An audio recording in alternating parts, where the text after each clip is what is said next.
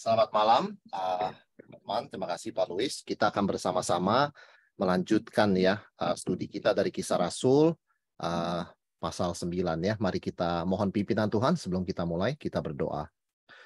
Tuhan, kami bersyukur untuk pemeliharaan-Mu. Kami boleh kembali bertemu Tuhan. Kami bersyukur untuk setiap kesempatan belajar firman-Mu. Kami tahu Tuhan akan menyingkapkan hal-hal yang baru, yang penting bagi setiap kami, supaya kami boleh sungguh diperlengkapi, dikuatkan, dan diubahkan. Semakin serupa dengan Kristus, dan kami bisa hidup sebagai saksi Tuhan di tengah zaman yang tidak menentu ini.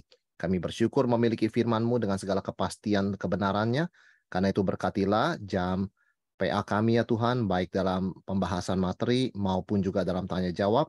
Biar Tuhan boleh sungguh memberkati setiap sesi dan memperlengkapi dan menjadikan kami saluran berkat dari apa yang kami pelajari malam hari ini.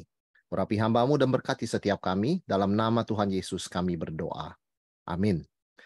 Oke, saudara-saudara, kita akan bersama-sama melihat ya malam ini dari Kisah Rasul 9. Kita tahu ini bagian yang sangat terkenal. Saulus bertobat ya. Tidak perlu diceritakan karena ini cerita yang sangat-sangat terkenal. Kita akan baca Kisah Rasul 9 ayat pertama sampai kedua lebih dahulu, saudara sekalian. Sementara itu berkobar-kobar hati Saulus untuk mengancam dan membunuh murid-murid Tuhan.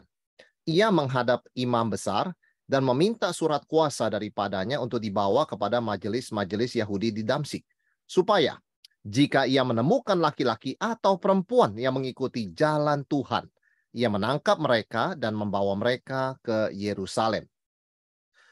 Saudara sekalian, kita melihat di sini Lukas mencatat Saulus ini bukan hanya menganiaya orang Kristen, tapi dia berkobar-kobar ya.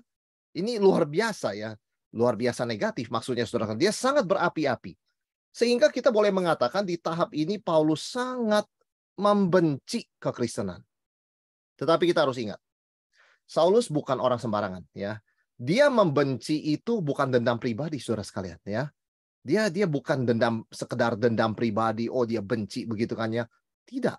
Dia membenci sistem teologi. Dia membenci Injil ya. Saudara sekalian, jadi Paulus adalah seorang yang berpikiran secara teologis. Jadi kalau dia membenci orang Kristen itu bukan sekedar mendendam kepada orangnya, tetapi dia sangat anti dengan Injil, sangat anti dengan teologi Kristen. Ya, mengapa? Bagi Saulus seorang Farisi, kekristenan adalah penyimpangan dan ancaman terbesar bagi Yudaisme. Saudara, Saulus betul-betul membenci kekristenan. Kenapa?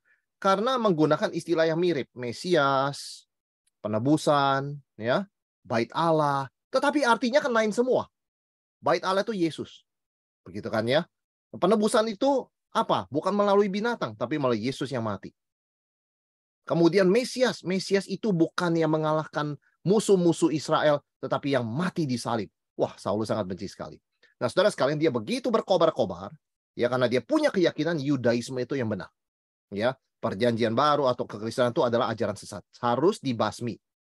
Saudara perhatikan, dia itu berkampanye mau membasmi kekristenan itu ekstensif sekali. Bukan hanya di Yerusalem, tetapi sampai Damaskus. Saudara, Kisah Rasul 9 ini mencatat perjalanan Paulus ke Damaskus atau Damsyik ya. Damsyik itu di Syria loh. Artinya Paulus itu sampai berjalan begitu jauh, bukan cuma dia mau membersihkan kekristenan di Yerusalem, dia sampai ke Damsyik, saudara sekalian. Dan bukan hanya itu, dia juga bersifat resmi. Ya, ini bukan emosi, tetapi sesuatu yang sangat sistematis dan resmi. Dia minta surat, dikatakan. Dia minta surat kuasa dibawa kepada majelis-majelis Yahudi di Damsyik. Jadi saudara bayangkan ya, Saulus ini merencanakan semuanya dengan sistematis, dengan terorganisir, dan dengan ekstensif ya. Bagi dia nggak cuma Yerusalem yang dia udah dapat permisi, dia minta surat resmi supaya dia bisa bawa ini ke Damsyik dan dia menangkap orang-orang Kristen di sana. Jadi ini tidak main-main saudara sekalian ya. Saulus mendapatkan dukungan institusi penganiayaan terhadap Kristen. Jadi ini bukan sekedar dia bertindak pribadi loh ya. Oh, saya nggak suka orang Kristen, saya akan tangkap. No. Dia minta dukungan dan di-approve, saudara sekalian. Artinya dia di-backup oleh institusi Yudaisme Sanhedrin. Lebih berani, lebih berkobar, lebih keras. Ya, jadi itu sebabnya ini adalah tindakan kekerasan terencana dan sistematis terhadap iman Kristen. Luar biasa, saudara sekalian ya. Orang marah kepada Stefanus, melempar batu sampai mati, itu emosi. Itu emosi, saudara sekalian. Saulus nggak cuma emosi. Dan bahkan dia tidak emosi loh, saudara sekalian ya. Dia sangat rasional, sangat berhitung plus minus. Dia sistematis, dia jalurnya resmi, prosedural. Dan betul-betul dia berkampanye untuk membasmi kekristenan sampai ke akar-akarnya. Ya, karena sekali lagi, kekristenan adalah ancaman kepada sistem agama dan umat Yahudi. Ya, sehingga kita boleh katakan kemarahan dan kekerasan Paulus Saulus ini tujuan penganiayaannya adalah untuk mencabut ajaran sesat tanda kutip kekristenan sampai ke akar-akarnya. Luar biasa ya. Dan orang ini, saudara sekalian, orang inilah yang kita lihat nanti akan ditangkap oleh Tuhan. Itu yang ajaib ya. Ini orang yang paling membenci kekristenan. Tetapi saudara sekalian, di tengah kabar seperti ini ya, yang memang yang sangat menyedihkan begitu kan, kita juga melihat ada kabar baik ya. Kalau saudara baca 2 ayat tadi ya, itu ada kabar baik. Yang pertama apa? Ternyata kekristenan itu sudah menyebar sampai Damsyik atau Damaskus di Syria. Saudara bayangkan, berarti cepat. Ya, sejak kematian Stefanus, penganiayaan itu menimpa Yerusalem, memaksa orang-orang Kristen itu tersebar. Wah, tersebarnya beraneka ragam sampai Filipus, ada ke Samaria. Kita sudah bicara kisah Rasul 8 kan ya. Dan sekarang udah ada orang Kristen di Damaskus, Syria, saudara sekalian. Dengan kata lain, semakin dibabat, semakin merambat ya. Itu sejarah gereja. Saudara perhatikan, kita sudah bicara mengenai ketika bicara mengenai kematian Stefanus. Darah kaum martir itu benih dari gereja. Semakin orang Kristen dibunuh, semakin dibabat, ternyata gereja semakin merambat, begitu ya. Jadi tidak ada kematian orang percaya demi iman kepada Kristus itu sia-sia. Darah mereka itu betul-betul adalah kesaksian, marturia, ya, yang semakin memperluas Injil ke berbagai tempat. Sehingga kita boleh katakan semakin intens, semakin kerasnya penganiayaan, semakin cepat penyebarannya ya. Intense persecution itu menuntun kepada rapid spread sebetulnya. Sangat-sangat cepat. Dan kabar baik yang kedua, saudara sekalian, ternyata kekristenan sudah punya julukan. Namanya jalan. Atau di Indonesia diterjemahkan jalan Tuhan. Sebetulnya dalam bahasa Inggrisnya cuma the way. Luar biasa.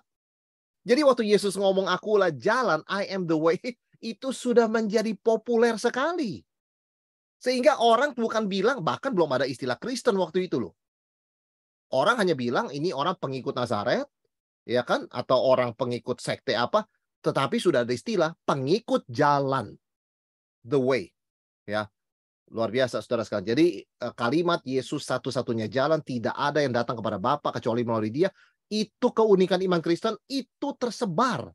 Orang tahu bahwa Kristen itu yang ngajarin cuma ada satu jalan, yaitu Yesus.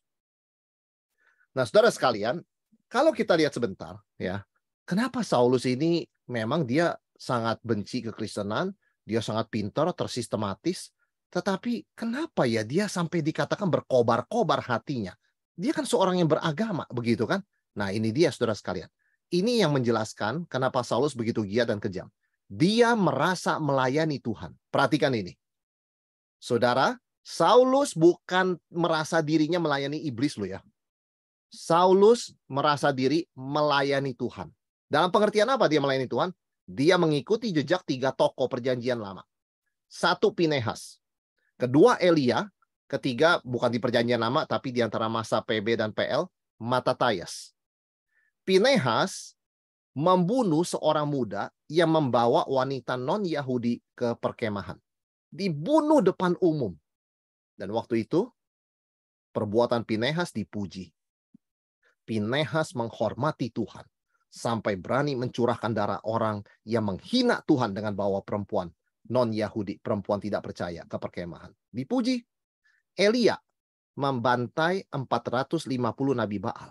Saulus berkata, saya kalau cuma tangkepin orang Kristen, suruh mereka dihukum mati, saya mengikuti jejak Pinehas dan Elia. Dan waktu itu ada seorang tokoh di luar yang tidak ada di perjanjian namanya Matathias. Matathias adalah seorang yang melawan kaisar raja Yunani waktu itu, saudara sekalian ya, Matathias. Dan dia yang tidak mau tunduk begitu loh kepada raja Yunani Antiochus, sampai akhirnya dia menjadi inspirasi bagi orang Yahudi pada waktu itu untuk tidak tunduk kepada raja Yunani. Dan setelah itu kita tahu keturunannya Yudas Makabeus yang sangat terkenal sekali itu mengalahkan ya pemerintahan Yunani. Jadi Saulus mengatakan, saya melayani Tuhan. Jadi waktu saya tangkap orang Kristen, itu laki itu perempuan, jangan bilang saya kejam. Aku melayani Tuhan. Aku ikuti Elia bunuh loh. Ya, Pinehas juga membunuh. Saya tangkap. Nanti yang hukum mati Sanhedrin. Begitu kan? Saudara sekalian, jadi dia merasa melayani Tuhan. Nah, ini mengingatkan kita begitu ya. Orang bisa fanatik salah jalan. Dia rasa dia melayani Tuhan. Tapi tanpa sadar bukan Tuhan yang dia layani. Ya, karena cara-caranya itu bukan cara yang diperkenan oleh Tuhan. Sehingga ini menjelaskan mengapa Saulus itu paling radikal menganiaya gereja. Saudara, Saulus bukan cuma orang Farisi. Dia orang Farisi radikal loh ya. Dia orang Farisi ekstrim. Ya, dia paling radikal menganiaya gereja. Tetapi paradoksnya, ini Tuhan luar biasa. Kabar baiknya, dia yang paling berpengaruh dalam sejarah kekristenan. Ya, kita tidak menghitung Yesus ya, jelas. Tuhan Yesus adalah batu penjuru ya dari seluruh iman Kristen. Tapi di luar Tuhan Yesus, saudara sekalian, tokoh yang paling berpengaruh dalam sejarah Kristenan sampai hari ini adalah Rasul Paulus. Sehingga ada julukan ya, ada orang-orang tidak mengerti mengatakan, oh, Rasul Paulus the second founder of Christianity, ya, pendiri kedua kekristenan. Ya, kita nggak setuju kalau disebut dia pendiri. Dia bukan, dia pengikut Yesus. Dia bukan pendiri, saudara sekalian. Tetapi begitu luasnya pengaruhnya ya dalam sejarah gereja. Siapa yang tidak dipengaruhi oleh dia? Agustinus, Bapak Gereja, yang daripadanya kita mengambil banyak doktrin-doktrin yang penting, itu dipengaruhi oleh Paulus. Dia membaca surat Paulus, dia bertobat. Martin Luther juga membaca surat Paulus, saudara sekalian. Ya kan? John Wesley juga membaca surat Paulus.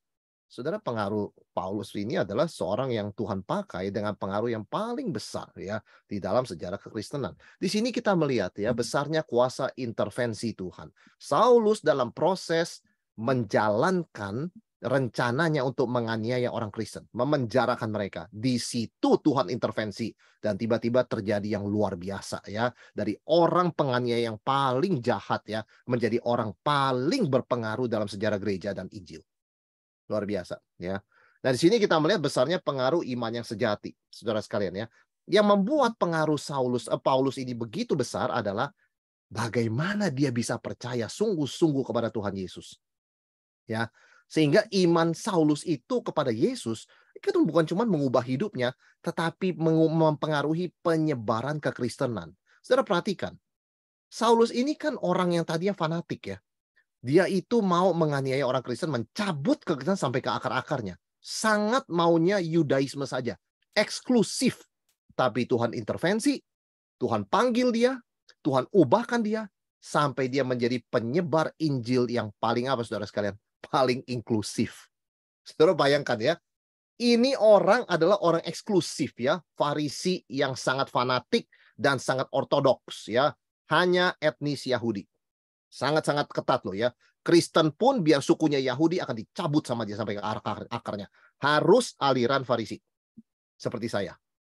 Dari eksklusif begitu, Tuhan ubahkan sampai inklusif. Dia yang membawa Injil kepada orang-orang non-Yahudi, ya, bahkan bisa hidup seperti orang non-Yahudi. Bahkan rekan-rekannya menolong pelayanan dia juga banyak perempuan yang sebetulnya di mata kebudayaan Yahudi kan bukan dianggap setara dengan pria, saudara sekalian. Justru melalui pelayanan Rasul Paulus, Kristen itu menjadi agama yang sangat inklusif. Semua orang boleh datang dan karena itu Kristenan tersebarnya sangat cepat. Orang miskin, welcome. Perempuan, welcome. Orang cacat, welcome. Orang sakit, welcome. Ya.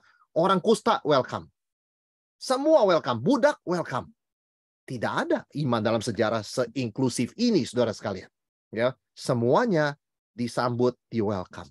Boleh datang percaya pada Yesus. Nah, ini kita melihat ya.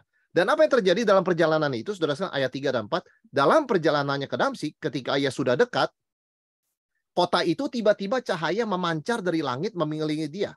Ia rebah ke tanah dan kedengaranlah olehnya suatu suara yang berkata kepadanya, Saulus, Saulus, mengapakah engkau menganiaya aku? Saudara perhatikan, ada cahaya dan ada suara. There is a light, there is a sound, ya. Saudara, menurut cerita Paulus, kisah peristiwa itu terjadinya siang hari. Kira-kira jam 12 siang. Kita dapat itu dari Kisah Rasul 26. Jadi betul, kisah ini, peristiwa ini diulangi 3 kali dalam Kisah Rasul. 2 kali diceritakan Paulus di pengadilan, 1 kali diceritakan Lukas di sini. Tapi sama, ada cahaya, ada suara. Dan dari data-data yang lain, nanti kita akan ke sana kan, Kisah 26, kita menemukan itu peristiwa terjadi jam 12 siang. Apa artinya cahaya dan suara? Tanpa kelihatan apa-apa, saudara sekalian. Ini yang disebut dengan divine revelation. Pernyataan Allah secara pribadi. Di mana kita lihat ada cahaya, di mana kita dengar ada suara, namun kita tidak lihat siapa-siapa, itu namanya penyataan Tuhan. Ya. Jadi di dalam seluruh Alkitab, ketika ada cahaya dan ada suara, saudara sekalian, namun kita nggak bisa lihat apa-apa, itu berarti penyataan Tuhan sendiri langsung. Ini yang terjadi kepada murid-murid Yesus di atas gunung. Mereka dengar suara, inilah anak yang kukasihi, dengarkanlah dia. Mereka lihat Yesus begitu mulia, bercahaya, begitu kan? Tapi mereka nggak lihat siapa-siapa yang lain. Itu artinya sesuatu momen yang sangat istimewa, saudara sekalian, ya. Detik itu Tuhan menyatakan diri, berintervensi secara istimewa. Ada cahaya dan suara. Dan dengan kata lain, di titik ini, Paulus sudah memenuhi syarat menjadi rasul.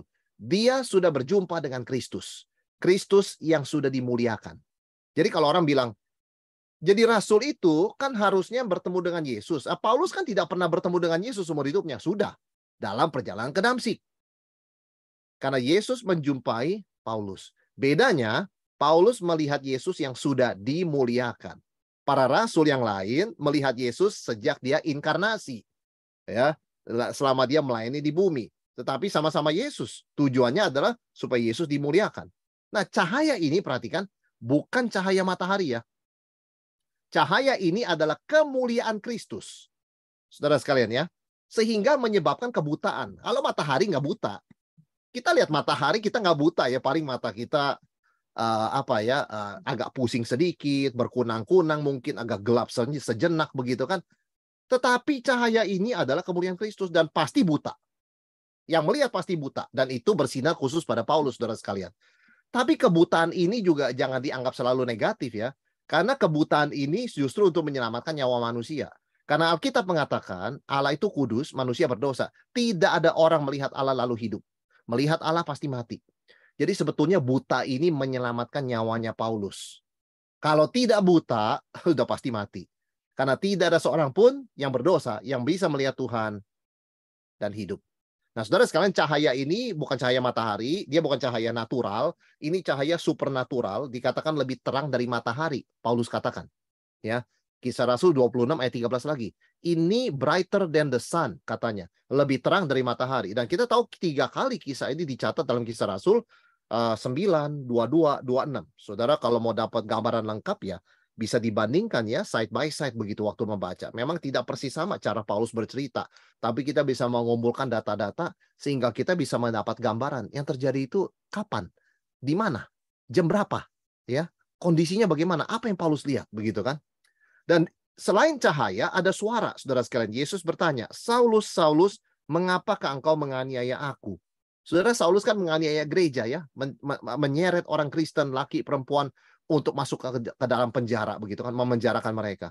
Tapi di sini Yesus berkata, mengapa engkau menganiaya aku? Berarti menganiaya gereja sama dengan menganiaya Yesus.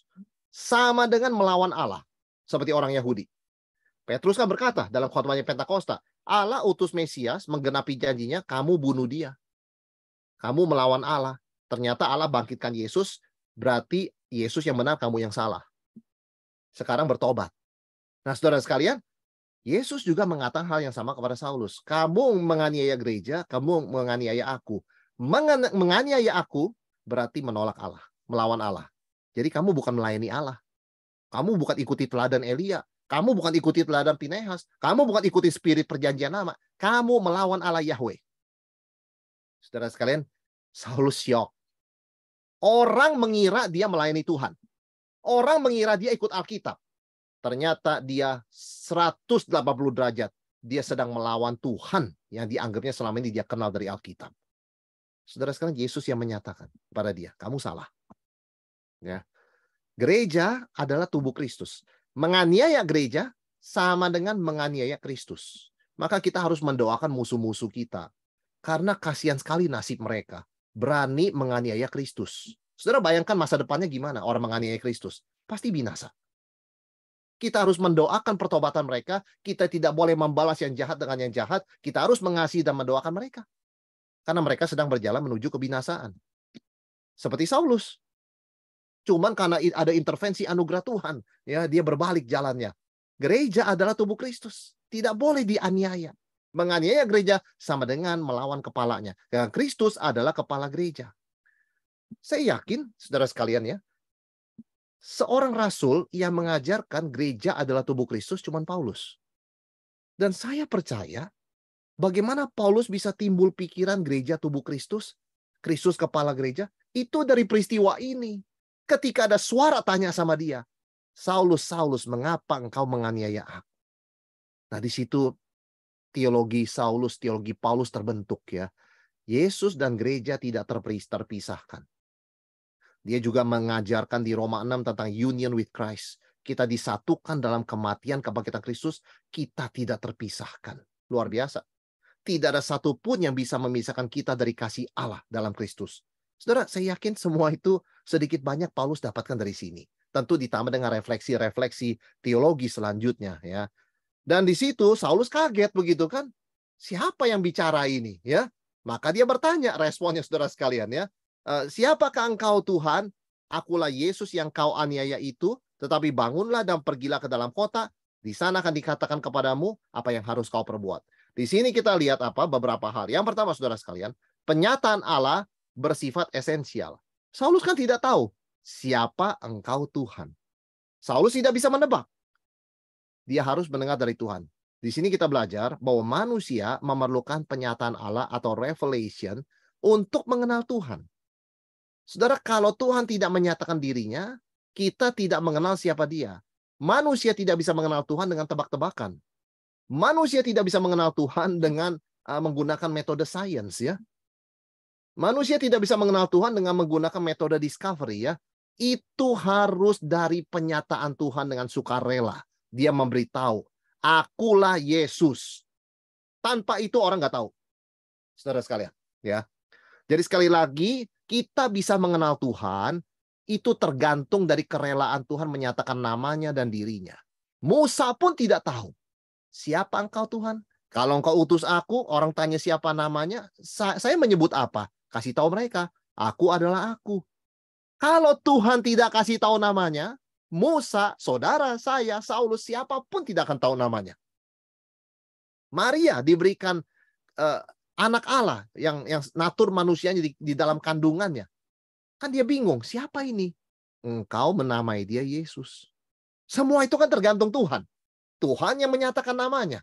Tuhan yang menyatakan kehendaknya. Kita kan manusia nggak tahu apa-apa, saudara sekalian. Ya, sehingga pertanyaan ini kan paling penting, siapakah engkau Tuhan?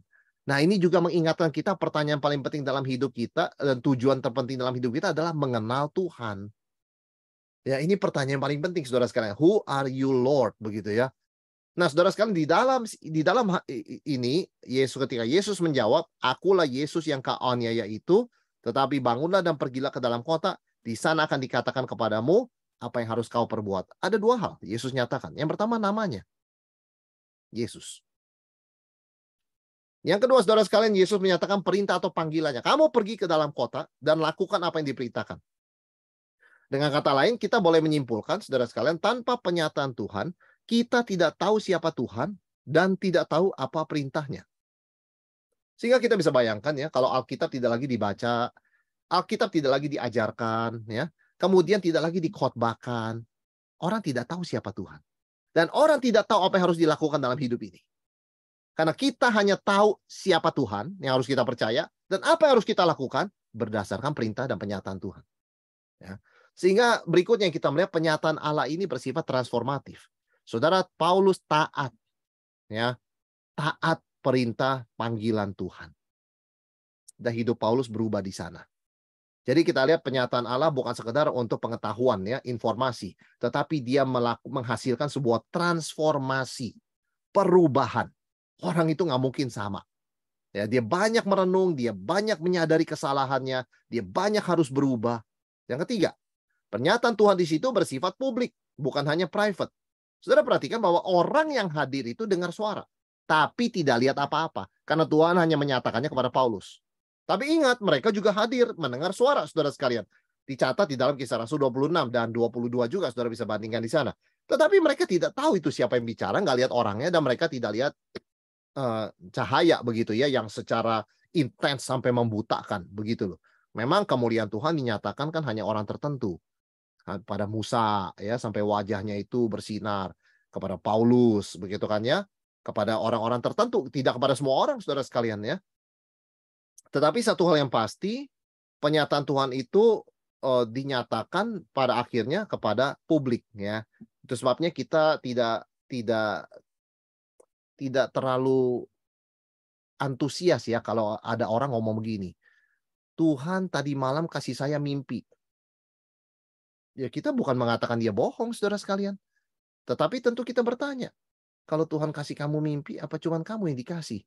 Kan penyataan Tuhan bersifat publik ya, bukan hanya private. Ya kan? Koneksinya tuh di mana? Jadi klaim-klaim yang bersifat private itu mengundang tanda tanya. Ya kalau ada seorang hamba Tuhan berkata, tadi malam saya dibawa Tuhan ke sorga. Dan dikasih lihat, akhir zaman terjadinya tahun 2029. Jadi dunia kita nggak akan sampai 2030. Saya tahu dari mana itu Tuhan? Jelas bukan. Betul saudara sekalian? Apa yang diceritakan? Apakah itu karangan dia? Apakah hanya mimpi? Atau jangan-jangan iblis begitu kan ya? Karena Yesus berkata tidak seorang pun yang tahu. Tapi intinya apa? Kita harus waspada dengan klaim-klaim penyataan Tuhan yang bersifat private. Tidak bisa dibuktikan. Penyataan Tuhan itu bahkan yang private personal kepada Saulus, itu ada saksinya di situ. Orang-orang itu dengar ada suara, saudara sekalian. Cuma mereka tidak lihat apa-apa. Jadi kalau orang berkata saya dapat begini begitu dari Tuhan, itu harus bisa dites. Nggak bisa cuma bilang, saya hamba Tuhan, kamu mesti percaya. Itu nggak bisa begitu. Karena bahkan penyataannya sangat personal kepada Saulus, ada saksi mata. Itu orang nggak percaya loh semua. Mereka dengar suaranya. Nah, saudara sekalian, ini yang kita pelajari ya. Penyataan Tuhan itu pada akhirnya bersifat publik, nggak bisa private. Ya kalau Tuhan, ada orang ngaku Tuhan ngomong sama dia, pasti Tuhan ngomong sama orang lain juga. Mana mungkin cuma sama dia. Kecuali memang itu perintah untuk dia pribadi lakukan. Itu kan pimpinan Roh Kudus kita sebutnya ya, untuk taat kepada firman Tuhan. Tapi kan bukan dalam bentuk-bentuk yang supernatural dan klaim-klaim yang bombastis begitu saudara sekalian. Ya, ini yang kita lihat. Berikutnya, penyataan Allah itu kan memang berdasarkan kedaulatan Allah. Dia bebas menyatakan kepada siapa, kapan, dan berapa banyak. Buktinya, orang yang hadir Tuhan nggak kasih lihat cahaya. Tuhan nggak bicara sama orang yang hadir. Begitu kan? Hanya kepada Saulus. Mereka dengar suara, saudara sekalian. Ya. Tetapi Tuhan nggak bicara sama mereka. Begitu. Jadi Tuhan berdaulat menyatakan kepada siapa, bicara pada siapa, kapan, dan berapa banyak. Ya. Dan memang penerimaan orang bisa berbeda-beda terhadap penyataan Tuhan. Jadi inti yang kita harus perhatikan adalah kepekaan rohani kita secara pribadi. Tuhan menyatakan firman-Nya secara publik dalam ibadah, begitu ya, melalui khotbah itu disampaikan. Tapi penerimaan orang kan lain-lain ya. Penerimaan orang bisa berbeda-beda. Maka kita harus sungguh-sungguh memperhatikan, kita harus peka kepada kerohanian kita masing-masing. Seberapa kita tuh menerima firman Tuhan. Saudara, akibat penyataan ini adalah yang terjadi di ayat 89 dikatakan bahwa Saulus itu buta, ya. Dia bangun berdiri membuka mata tapi tidak bisa melihat apa-apa. Mereka harus menuntun dia masuk ke Damsyik. Bayangin sampai dituntun ya, buta. Dan 3 hari lamanya dia tidak dapat melihat, dan 3 hari lamanya dia tidak makan dan minum. Sebetulnya Saulus kalau tidak bisa melihat tetap bisa makan dan minum. Kenapa dia tidak makan dan minum? Karena, saudara sekalian, dia syok. Dia syok. Ya. Saya kira saya ini melayani Tuhan. Ternyata saya jahat sekali sama Tuhan. Saya kira saya ini baik sama Tuhan. Ternyata saya sangat membenci dia. Kok saya bisa nggak tahu ya? Itu syok orang, saudara sekalian ya. Dia mengalami satu syok rohani. Maka dia berdiam, merenung, fokus pada Tuhan. Yang kedua, ada penyesalan yang sangat dalam. Makan pun nggak bisa, minum pun nggak mau. Ya. Saya kira saya sayang sama Tuhan loh selama ini. Saya cinta umatnya. Saya nggak mau umatnya kena ajaran sesat namanya Kristen. Ternyata jahat sekali saya. Orang-orang yang justru menyembah Allah Yahweh yang menyatakan dirinya melalui Yesus Kristus malah saya serahkan untuk dibunuh. Pasti dia ingat juga kematian Stefanus, saudara sekalian. Aduh, Stefanus benar kalau begitu. Saya salah. Mana bisa makan orang? Mana bisa minum? Maka Tuhan izinkan matanya tidak melihat 3 hari supaya dia sungguh-sungguh meresapi besarnya dosanya, besarnya kesalahannya. Nah, tanpa sadar, saudara sekalian, ya, selama 3 hari itu ada perubahan drastis dalam cara pikirnya. Memang seringkali refleksi ya, saudara sekalian, momen-momen tenang itu momen-momen Tuhan bicara dan orang berubah. Maka orang kalau terlalu sibuk, nggak pernah dekat sama Tuhan, nggak pernah ada waktu refleksi, nggak akan berubah. Begitu-begitu aja reaksinya. Dia tidak pernah berhenti lalu berefleksi mengatakan, apakah yang saya lakukan selama ini benar? Apakah yang saya lakukan selama ini betul untuk Tuhan? Atau yang saya lakukan jangan-jangan buat diri saya? Perubahan itu bisa terjadi kalau kita mengambil waktu diam dan merenung. Seperti Saulus ya. 3 hari, saudara sekalian. Dan saya katakan, bukan cuma 3 hari loh dia merenung ya. Nanti kita akan lihat dalam tahap kehidupan Paulus itu banyak waktu dia merenung, saudara sekalian. Ya. Nah, apa yang kita bisa ambil, pelajaran kita bisa ambil dari perjumpaan Saulus dengan Yesus sejauh ini, saudara sekalian. Saudara, kita hidup itu sungguh-sungguh mulai ketika kita berjumpa dengan Yesus Kristus. Paulus mengatakan, dulu aku mati. Ya, tetapi sekarang aku hidup. Bukan lagi aku yang hidup, tapi Yesus hidup dalamku. Jadi, disitulah turning point dari mati rohani kepada hidup rohani. Life begins setelah kita berjumpa dengan Kristus. That's where life begins.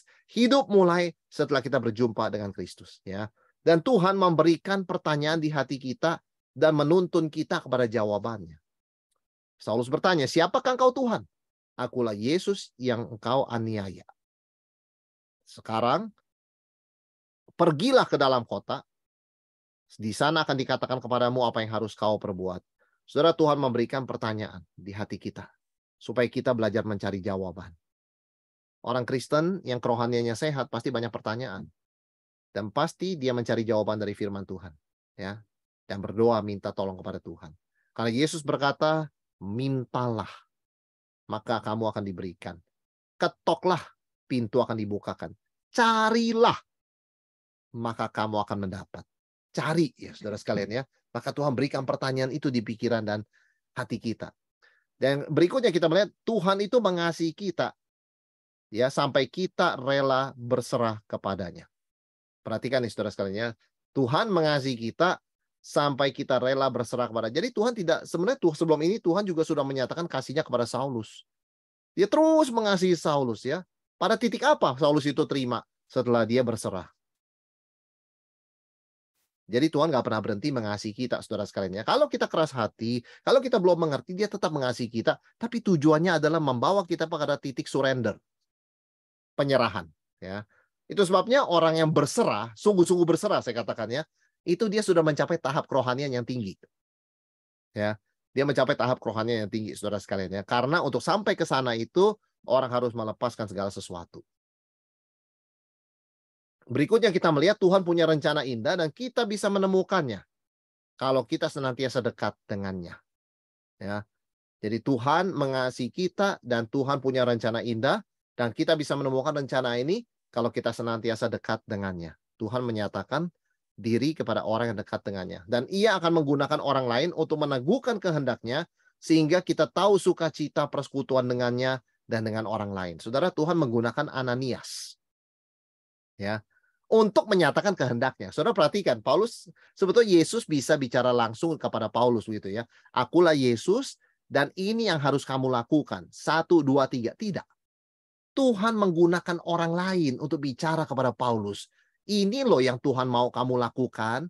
Kamu mesti dibaptis. Kamu percaya pada Yesus, kamu mesti dibaptis ya. Kamu mesti ke sini ke sana. Tuhan pakai Ananias. Jadi Tuhan juga pakai orang lain.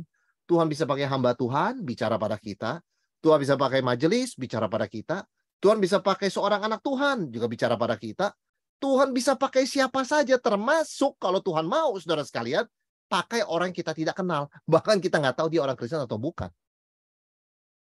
Ya intinya apa, saudara sekalian? Intinya adalah Tuhan itu berbicara pada kita dengan berbagai cara untuk mengingatkan kita akan firman-Nya. Ya. Dan di sini, saudara sekalian, kita bertemu dengan seorang tokoh, ya, yang bernama Ananias. Ini beda dengan Ananias yang dihukum Tuhan, ya, karena mendustai Roh Kudus. Tapi namanya sama. Saudara, ayat 10 dikatakan, di Damsyik ada seorang murid Tuhan bernama Ananias. Firman Tuhan kepadanya dalam suatu penglihatan. Ananias, jawabnya, ini aku Tuhan. Firman Tuhan ayat 11, mari pergilah ke jalan yang bernama Jalan Lurus dan carilah di rumah Yudas seorang dari Tarsus yang bernama Saulus. Ia sekarang berdoa. Dan dalam suatu penglihatan ia melihat bahwa seorang bernama Ananias masuk ke dalam dan menumpangkan tangannya ke atasnya supaya ia dapat melihat lagi. Saudara, Ananias juga tidak siap, ya. Tuhan, dari banyak orang telah kudengar tentang orang itu betapa banyaknya kejahatan yang dilakukannya terhadap orang-orang kudus-Mu di Yerusalem. Dan dia datang kemari dengan penuh kuasa dan kuasa penuh dari imam-imam untuk menangkap semua orang yang memanggil namamu. Saudara, yang sama terkejutnya itu Ananias. Jadi bukan cuma Paulus yang syok, ya. Ananias juga syok. Tuhan, orang ini kok Tuhan mau jangkau? Saudara, dia terkejut, ya. Ananias terkejut. Tidak ada dalam pikiran dia tugas pelayananmu adalah menghampiri Saulus. Nggak ada. Tugasku adalah memberitakan Injil, memperhatikan jemaat, ya. Tugasku adalah untuk melayani meja, ya. Tugasku adalah untuk merenungkan firman Tuhan.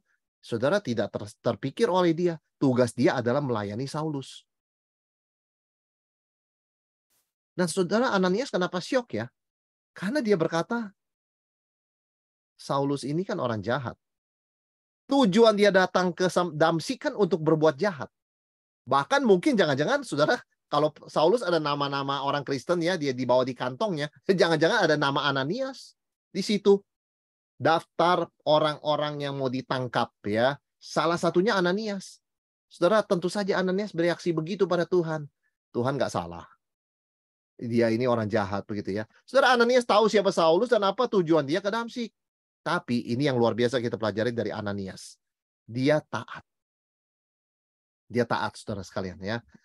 Ketaatannya tidak tergantung pengertian penuh. Yesus berkata begini, pergilah.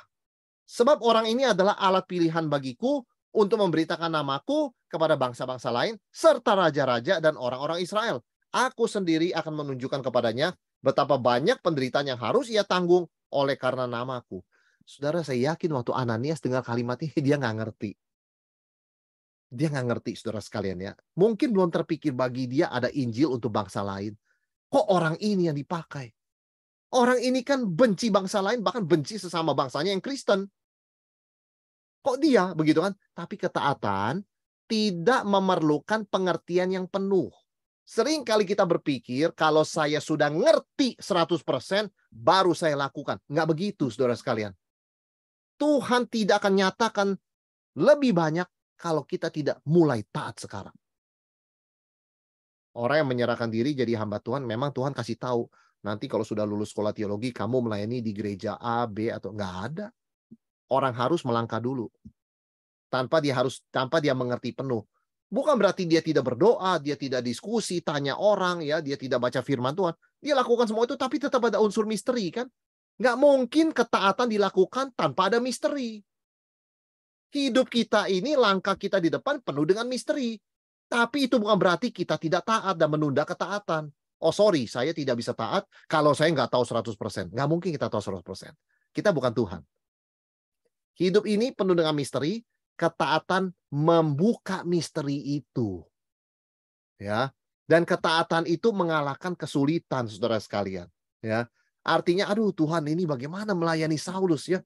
Orang ini kan membenci kami semuanya. Datang ke sini mau membunuh kami. Tuhan bisa bayangkan nggak ngobrol sama orang kayak begitu tentang Injil? Saudara, Ananias serba nggak tahu. Tetapi dia taat. Dan Tuhan buka jalan kok lancar yang ngomongnya, ya. Ternyata Tuhan sudah persiapkan. Tuhan kasih penglihatan kepada Saulus. Di dalam penglihatan itu ada orang namanya Ananias akan datang. Karena Saulus ini orang gak gampang percaya orang. Jadi Tuhan kasih tahu dia baru dia bisa terima. Dan saudara sekalian, Ananias tidak mengerti 100%. Tetapi dia taat. Dan luar biasanya apa? Ketaatan Ananias mengubah sejarah. Saudara perhatikan. Kalau tidak ada Ananias, siapa yang melayani Saulus? Siapa yang menginjili dia? Siapa yang baptis dia? Ceritanya bisa lain. Ya. Karena ada Ananias yang taat meskipun tidak mengerti, meskipun dia merasa misterius, kok begini jalan Tuhan, dia tetap taat, itu Tuhan pakai mengubah sejarah. Kita setelah dibaptis, matanya melihat lagi, saudara sekalian, kita menyambut Rasul Paulus. Bukan sekedar Saulus dari Tarsus lagi dia. Dia Rasul Paulus, saudara sekalian ya. Meskipun dua nama tetap dipakai, tapi kan setelah itu kan lebih banyak disebut Paulus dia. Ya, ini mengubah sejarah ya, saudara sekalian. Ketaatan itu berarti kita terbuka ya kepada hal-hal yang tidak terduga dalam pimpinan Tuhan. Sebagai manusia kita tuh senang bisa memprediksi dan mengantisipasi dan proyeksi. Seperti kita berdagang begitu kan ya. Kita bisa tahu, jangan ada misteri dalam market begitu kan ya. Kalau kita bisa tahu orang ini suka apa, kelompok ini suka apa, itu kan lebih bagus. Betul sekali, tapi dalam hidup kita tahu ikut Tuhan, ada banyak hal dan yang tidak terduga. Dan ketaatan berarti saya akan lakukan perintah Tuhan sekalipun saya tidak mengerti. Dan sekalipun saya itu bingung kenapa hal-hal tertentu terjadi. Nah, saudara sekalian, tetapi sebaliknya kita lihat, ketaatan memampukan kita melihat keajaiban Tuhan. Bagi orang yang kita anggap tidak mungkin bertobat. Saudara, dalam pikiran Ananias, Saulus bukan kandidat Kristen. Apalagi hamba Tuhan. Impossible. Kalau Ananias dipanggil melayani Cornelius, mungkin dia terima. Cornelius orang yang takut akan Tuhan meskipun bukan Kristen. Kalau Ananias dipanggil melayani sida-sida Ethiopia yang sedang baca Alkitab dari Yesaya, itu juga masuk akal. Orang yang sudah cari Tuhan. Ini orang melawan Tuhan. Saudara, Ananias pasti berpikir, Tuhan kenapa saya?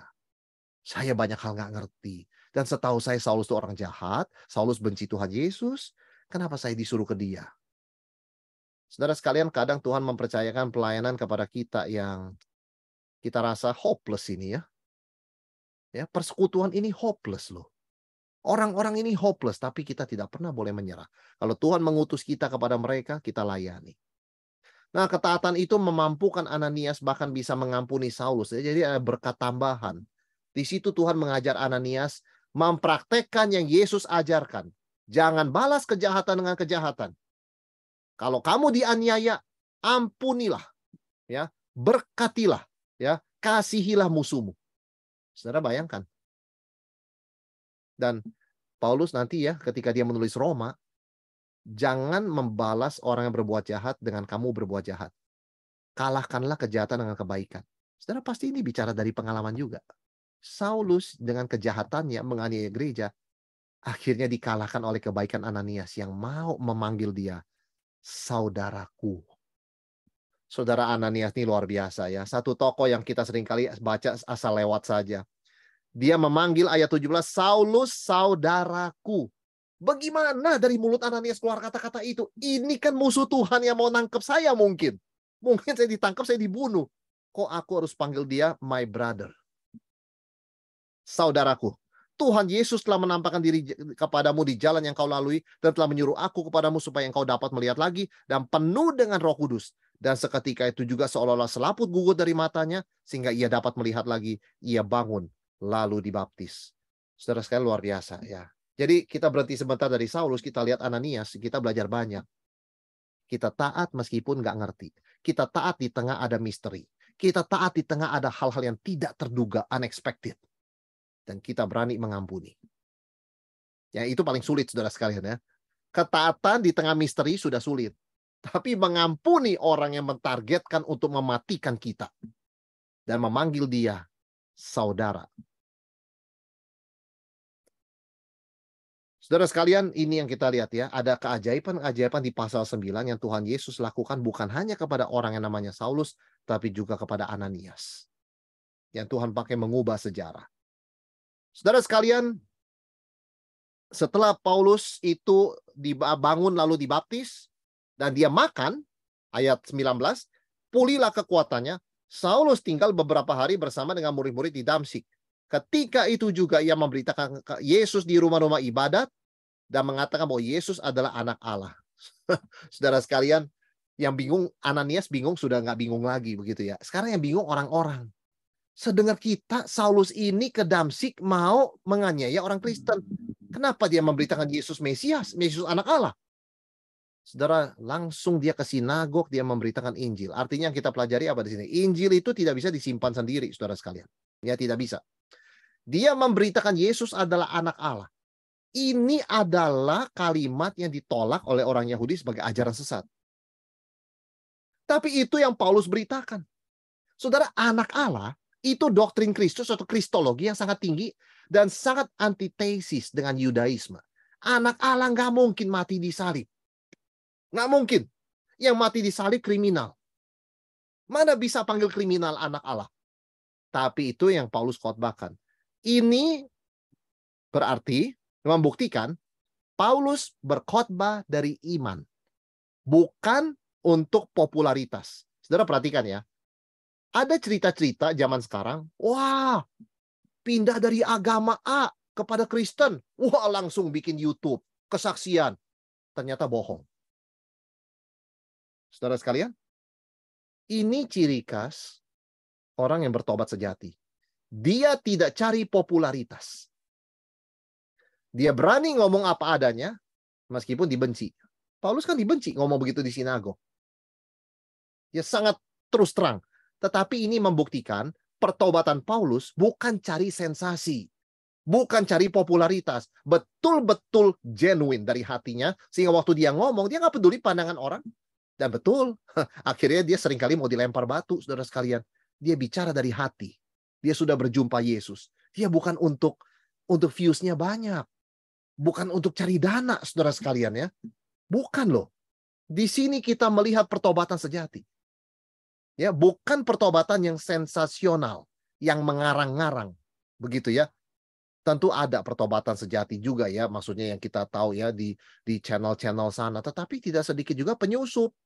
Mengarang cerita, tadi malam saya ketemu Yesus. Yesus suruh saya masuk agama Kristen. Saudara sekalian, kalau ternyata yang dicari popularitas, dan beritanya adalah kamu ikut Yesus pasti sehat selalu, tidak pernah sakit, kaya selalu, nggak pernah miskin. Kita tahu itu bukan dari Tuhan. Karena dia bicara apa yang orang lain senang dengar. Kalau pertobatan sejati, ngomong apa adanya, sampai bisa dilempar batu. Nah itu pertobatan sejati, seperti Paulus.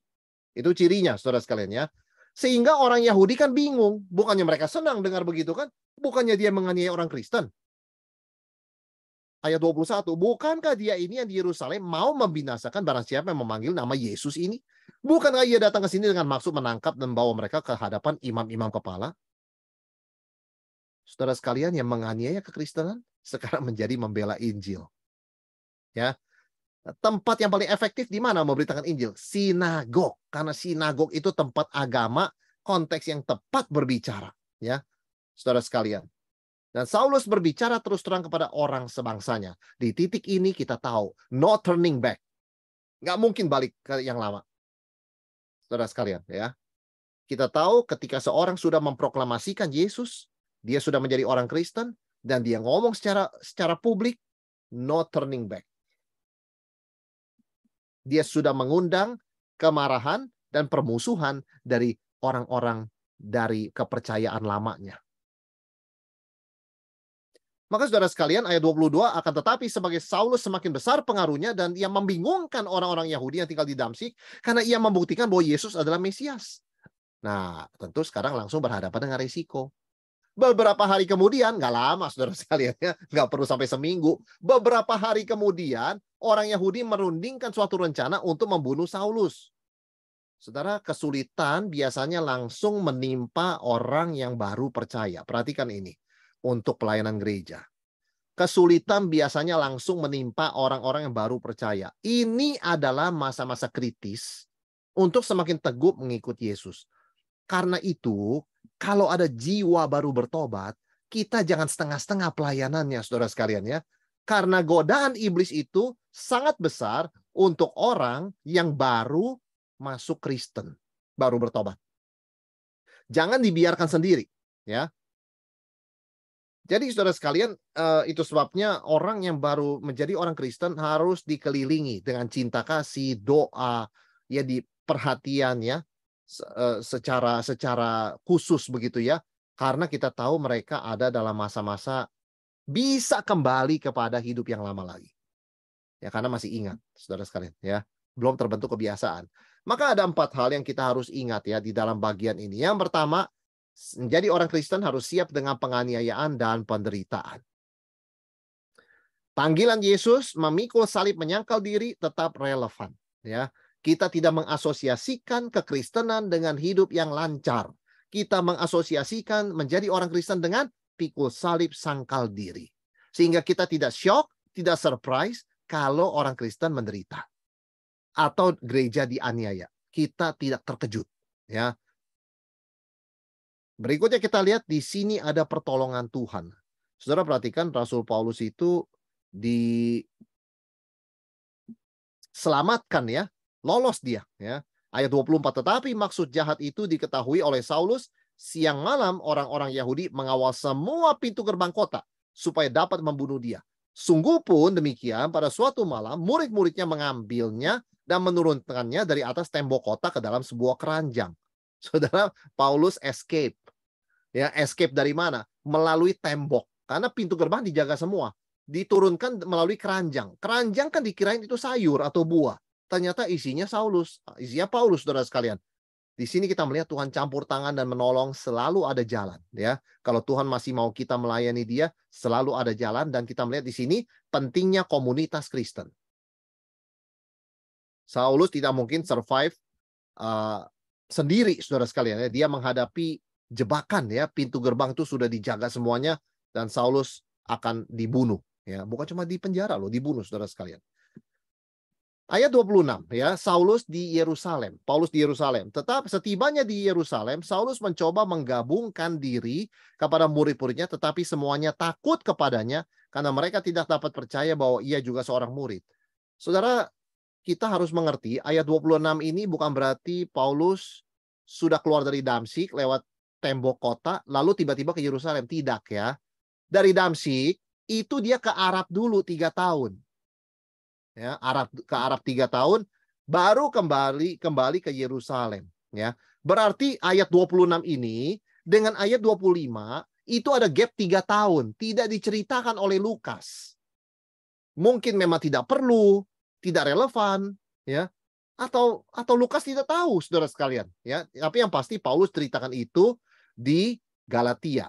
Jadi Paulus itu ke tanah Arabia itu dekat kaki Gunung Sinai. Itu sudah masuk disebutnya tanah Arabia, saudara sekalian ya. Itu dia tuliskan dalam Galatia 1 ayat 17 sampai 18. Dia ada waktu 3 tahun di sana.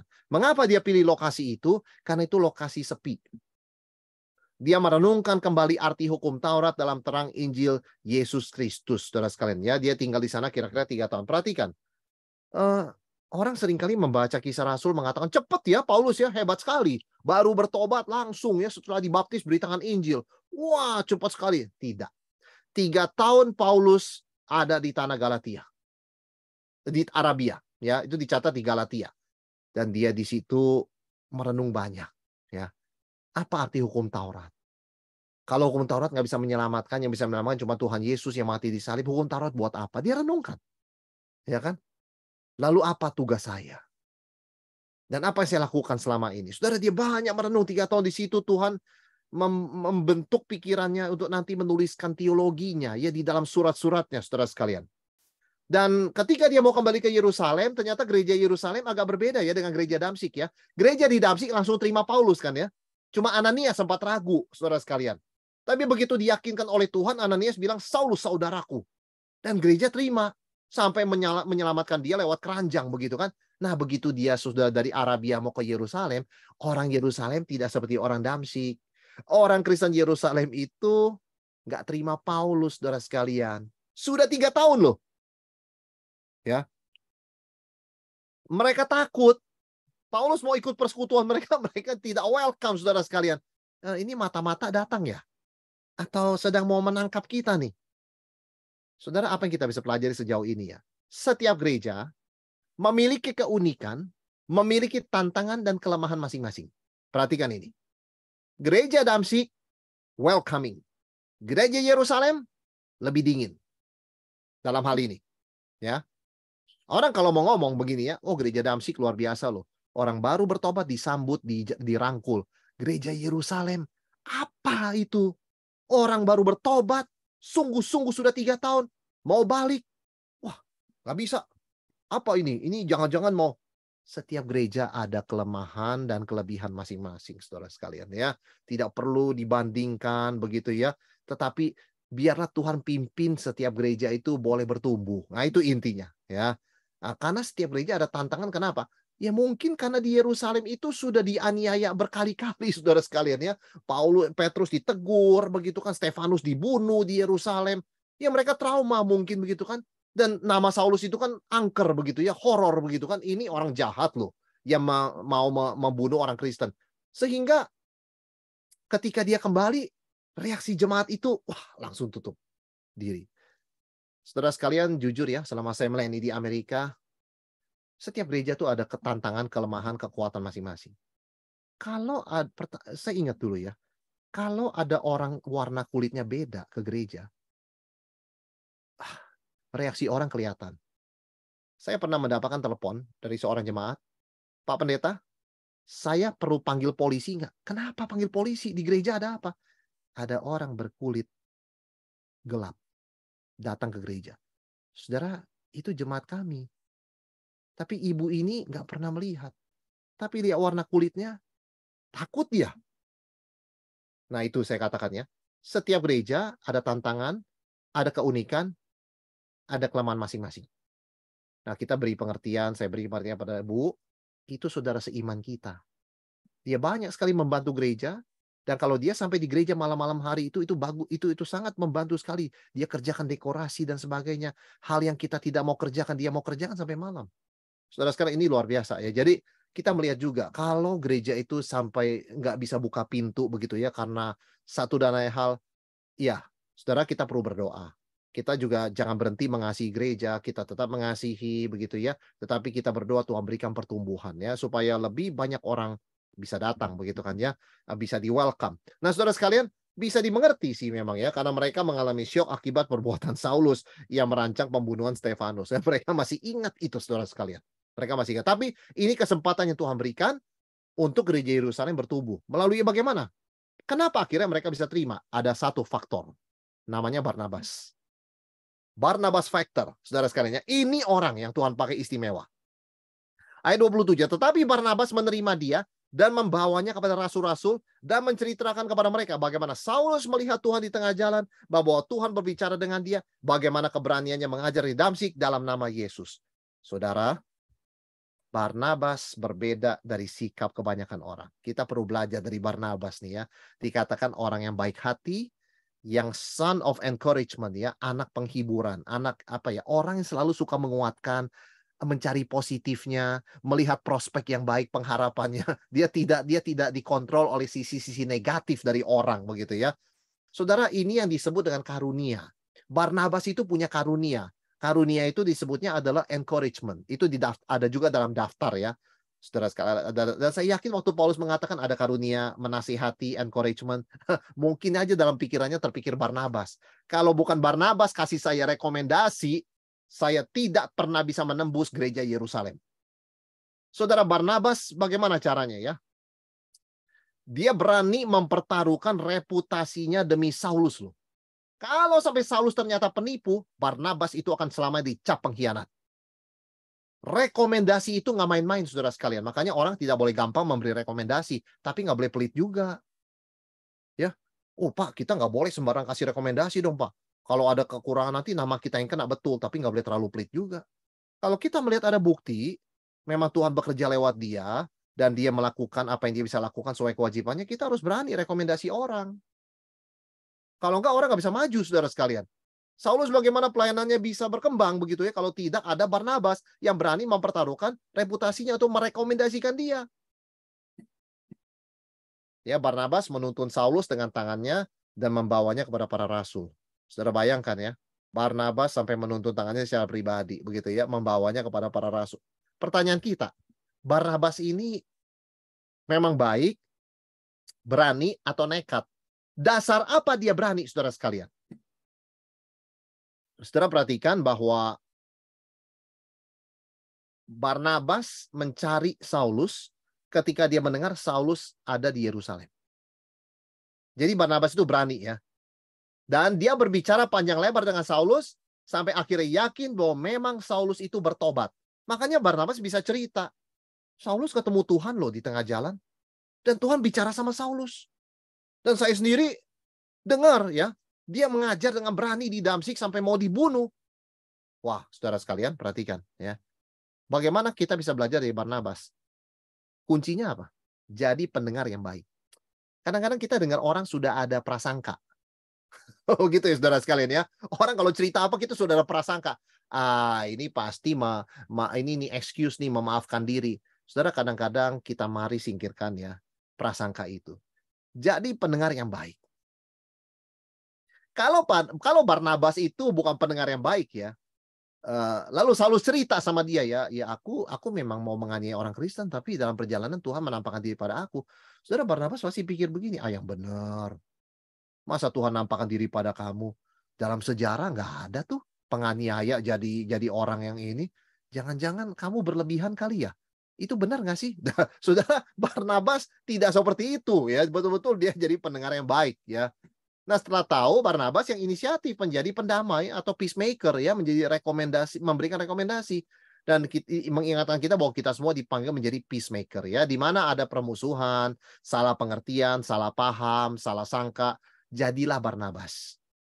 Jadilah faktor Barnabas, saudara sekalian. Ingat ya, tidak ada Barnabas, nggak ada Paulus. Tidak ada Ananias, tidak ada Paulus, tidak ada Barnabas, tidak ada Paulus. Kita harusnya bagaimana sejarah Tuhan mengajar kita melalui sejarah. Ada orang dipanggil menjadi Paulus, ada orang dipanggil menjadi Ananias, ada orang dipanggil menjadi Barnabas. Ya mungkin kita bukan orang yang dipanggil ke ujung-ujung dunia kemana-mana, tapi mungkin kita orang yang Tuhan panggil untuk memberikan rekomendasi supaya dia bisa pergi ke seluruh dunia. Saudara sekalian, ini peranan dari Barnabas ya. Jadi pendengar yang baik bagi kedua belah pihak. Saudara, Barnabas itu pendengar yang baik bagi pihak Yerusalem, gereja, maupun pihak Saulus. Oh, Barnabas pasti ngerti. Mereka trauma karena kematian Stefanus itu adalah yang merancang Saulus. Tapi Barnabas juga mendengarkan Saulus, ini orang nggak main-main. Jadilah pendengar yang baik, karena hanya dengan itu kita bisa jadi peacemaker. Ya, sehingga kita betul-betul bisa menjadi pendamai dua pihak yang bertikai, saudara saya salah mengerti begitu ya. Dan ternyata gereja Yerusalem juga mengambil keputusan yang tepat ya. Akhirnya mereka terima Saulus. Wah, setelah para rasul terima dia, wah Saulus berkhotbah dengan luar biasa ya. Targetnya siapa? Orang Yahudi yang bisa berbahasa Yunani. Karena Saulus sendiri adalah seorang Helenis. Helenis itu artinya Yahudi yang bisa mahir bahasa Yunani. Tapi Saulus juga peka di sini, saudara sekalian ya. Kalau dia tinggal di Yerusalem, konflik akan bertambah besar. Karena dia ngomongnya berani. Paulus itu ngomong berani, saudara sekalian. Yesus anak Allah, yang tidak percaya itu salah. Ya. Ayat 29, ia berbicara dan bersoal jawab dengan orang-orang Yahudi yang berbahasa Yunani, tetapi mereka itu berusaha membunuh dia. Ya. Jadi Paulus menyadari, kalau saya terus di Yerusalem, mereka nyerang saya, nanti nyerang Petrus. Nyerang teman-teman. Ya memang kita semua masih pikul salib. Tapi kan biarlah saya bisa ke tempat lain memberitakan Injil, dan mereka sementara bisa leluasa memberitakan Injil, tidak harus menghadapi urusan karena saya di sini. Betul saudara sekalian? Maka dia memutuskan untuk menyingkir ke Tarsus. Berapa lama? 10 tahun saudara sekalian. Perhatikan ini. 10 tahun dia di Tarsus ya. Maka ayat 30 dikatakan, akan tetapi setelah hal itu diketahui oleh saudara-saudara anggota jemaat, mereka membawa dia ke Kaisaria, dan dari situ membantu dia ke Tarsus. Jadi mereka juga nggak usir Paulus, tapi Paulus tahu sendiri, kalau saya di sini, ini akan jadi kontroversi. Saya mesti menyingkir, tapi jemaat sangat suportif. Artinya apa? Para rasul juga suportif. Saulus perlu ke Tarsus, kita bantu biayanya. Bagaimana dia bisa sampai Tarsus melayani Tuhan di sana? Saudara, kita harus punya sikap support. Apapun itu kita mesti support ya. Kalau untuk Tuhan, begitu ya, kita nggak perlu pro kontra. Kita yang penting support ya. Biarlah Tuhan yang bicara secara pribadi ya. Pertanyaannya, Kalau dia sudah menyingkir ke Tarsus, sebetulnya kan 1 tahun orang sudah lupa. 2 tahun di Tarsus balik ke Yerusalem kan cukup ya. Mengapa begitu lama di Tarsus? Di Arab 3 tahun, di Tarsus 10 tahun saudara sekalian. Ternyata Tuhan harus memproses Saulus. Dia terus dibentuk oleh Tuhan. Teologi harus diperdalam, demikian juga kerohanian. Sebabnya saya percaya, meskipun Tuhan bisa pakai orang tanpa 5 tahun bersekolah di sekolah teologi, saya percaya mayoritas cara Tuhan pakai dan persiapkan orang lewat pendidikan teologi bertahun-tahun. Nggak kursus kilat 2 bulan. Saulus 3 tahun di Arab, 10 tahun di Tarsus. Apa yang kurang lama? Kalau pakai ukuran zaman sekarang, sudah doktor dia. 13 tahun, saudara sekalian. 5 tahun sarjana, 3 tahun master, 5 tahun doktor, 13. Ini kan bukan sekolah formal, sekolah Tuhan ya. Itu sebabnya saya yakin, orang kalau sungguh-sungguh dipanggil Tuhan, nggak akan hindari sekolah teologi. Nggak akan dia berkata, belajar sendiri kan bisa juga, Tuhan bisa pakai orang. Saulus apa kurang pimpinan Roh Kudus? Saulus apa kurang dipenuhi Roh Kudus, saudara sekalian? Saulus pun bisa bahasa roh. Toh dia tetap dididik oleh Tuhan begitu lama. Ya. Bukan berarti dia selama 13 tahun sama sekali tidak melayani, tapi dia sangat berkonsentrasi di dalam merenungkan, mempelajari firman Tuhan, memikirkan apa yang Tuhan mau dia pikirkan. Ya. Nah, sehingga ketika nanti kembali ke Yerusalem lagi, dia sudah lebih diperlengkapi. Nah, kita perlu belajar sabar ya. Bekerja untuk kerajaan Tuhan gak ada yang instan. Saudara sekalian ya, kalau ada rekan yang bersekolah ke luar negeri, bisa 5 tahun, 6 tahun di sana, ya sabar. Nggak ada pekerjaan Tuhan yang ringkas. Bagaimana kita menghasilkan ini ya orang-orang pekerja-pekerja di ladang Tuhan instan begitu ya 1000 sekaligus, nggak ada begitu saudara sekalian. Kita mesti belajar sabar, menabur dengan air mata ya, dengan setia, dengan tekun berdoa meskipun hasilnya belum kelihatan, kita tidak menyerah, itu iman. Dan di situ kita belajar sabar. Dan Tuhan memberkati kesabaran ya. Saudara, kita seringkali tergoda melakukan segala sesuatu bagi Tuhan sesuai cara kita begitu ya. Khususnya jalan pintas begitu kan ya, memotong waktu begitu ya. Memang menunggu itu tidak mudah. Tapi saya katakan begini, kalau sampai Saulus tidak sabar, pokoknya saya maunya pelayanan, nggak ada sekolah. Buat apa sekolah? Nggak produktif. Hasilnya beda. Nggak akan kita bahas PA kitab Roma sampai begitu dalam ya. Nggak akan kita ketemu ya surat Galatia yang begitu jelas mengajarkan ya bahwa orang diselamatkan hanya oleh iman, bukan melakukan hukum Taurat. Saudara, itu tidak akan jadi kalau dia cepat-cepat begitu ya. Dia tidak belajar baik-baik. Nah, gereja di Yerusalem, puji Tuhan ya, ini kita tahu pimpinan Tuhan ayat 31. Selama beberapa waktu seluruh Yudea, Galilea, Samaria berada dalam keadaan damai. Jemaat itu dibangun dalam hidup dalam takut akan Tuhan, jumlahnya makin bertambah besar oleh pertolongan dan menghiburan Roh Kudus. Keputusan Saulus pergi, keputusan yang diberkati Tuhan. Gereja Yerusalem ya bertumbuh. Saulus dididik oleh Tuhan.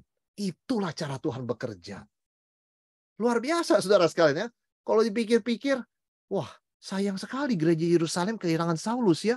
Oh tidak. Tuhan mendidik, memperlengkapi dia untuk memakai dia lebih besar lagi di masa depan.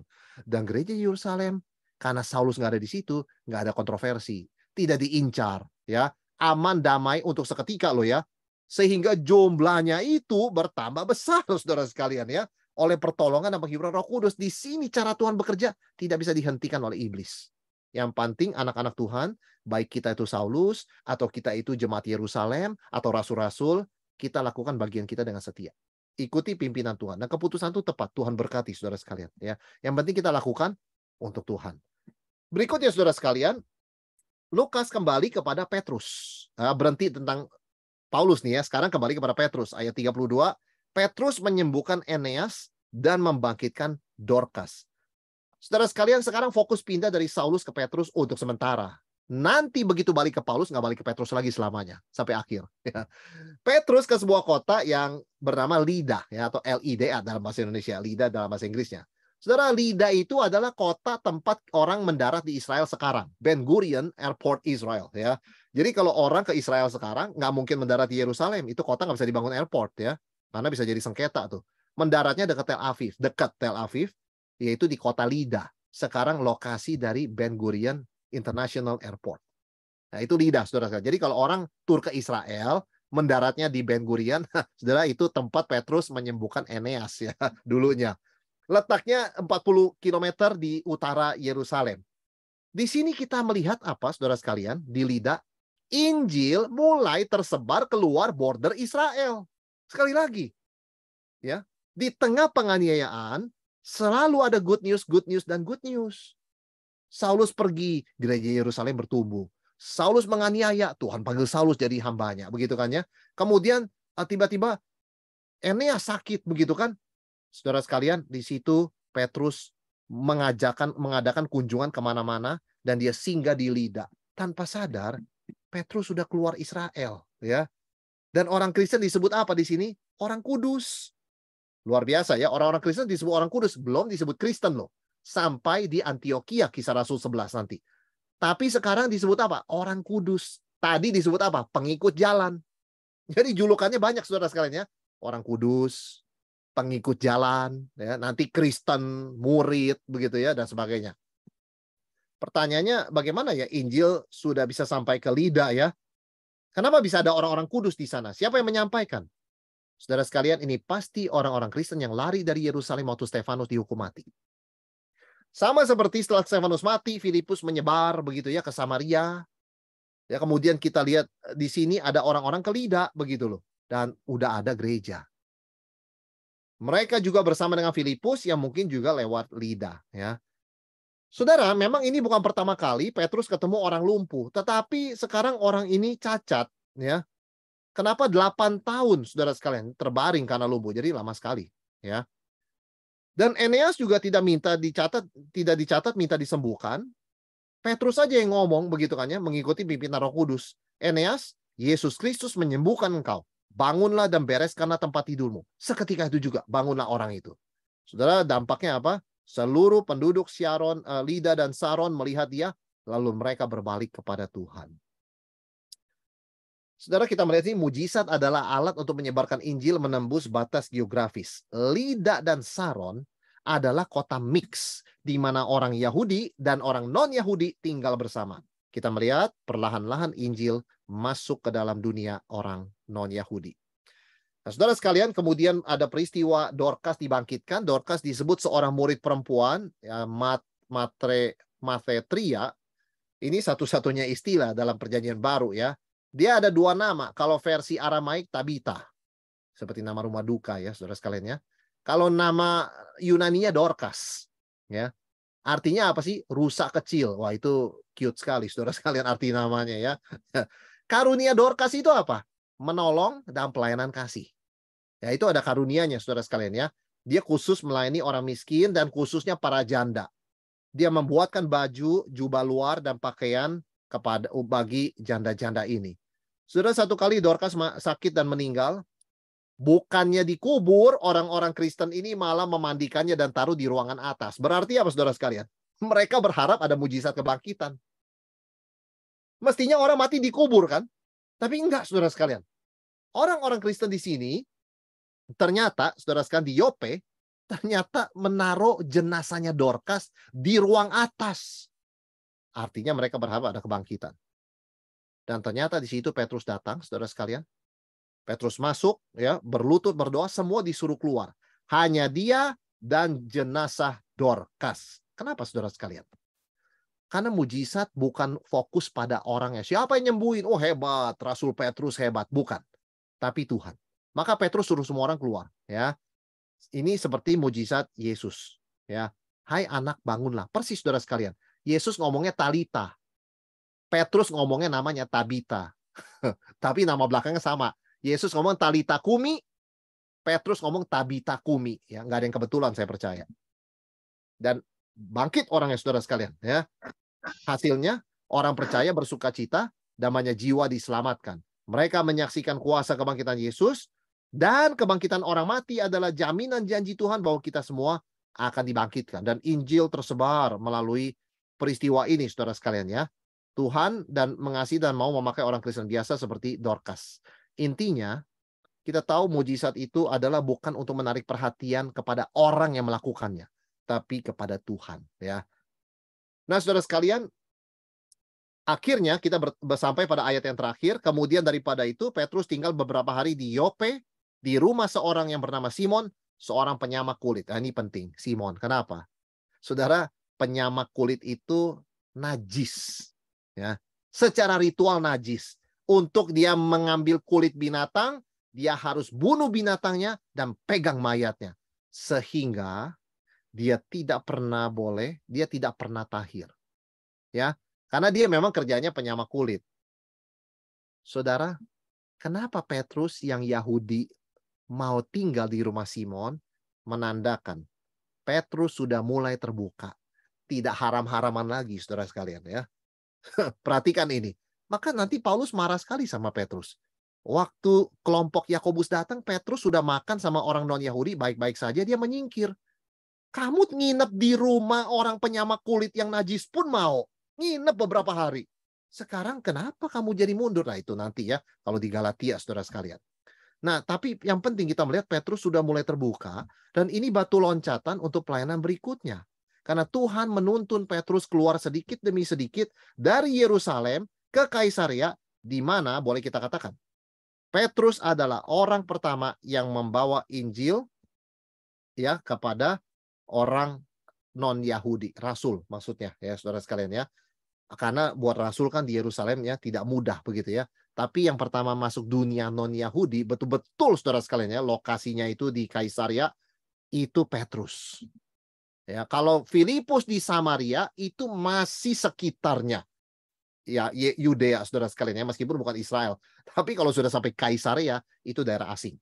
Dan Petrus orang yang pertama Tuhan pakai ya, membawa Injil sampai ke daerah sana. Jadi intinya saudara-saudara, keterbukaan Ananias, keterbukaan Barnabas merekomendasi Saulus ya, dan juga semangat Saulus yang mau belajar, dan keterbukaan Petrus mau tinggal di rumah Simon, semua ini berkontribusi menyebarkan Injil Tuhan. Setiap kita ada bagian masing-masing. Kalau kita lakukan dengan setia, Tuhan pasti pakai jadi berkat yang sangat besar. Bahkan mengubah sejarah, mengubah kota, mengubah negara, mengubah kehidupan. Oke, saudara sekalian, PA kita sampai di sini untuk materinya. Sekarang kita lanjut kepada tanya jawab. Saya kembalikan kepada Pak Luis ya. Silakan boleh memandu kita, Pak.